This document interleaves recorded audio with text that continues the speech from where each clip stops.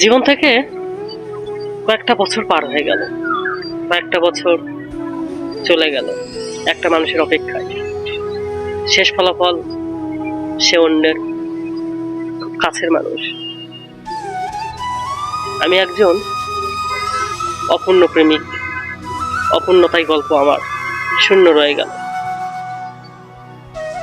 ভালোবাসার সংজ্ঞা জানা নেই, তবে যে পরিমাণ ভালোবেসেছিলাম তার বহিঃপ্রকাশ পৃথিবীতে নেই। চাইলে হয়তো জীবনটাও দিয়ে দিতাম, তবুও তাকে চাইতাম, কিন্তু সে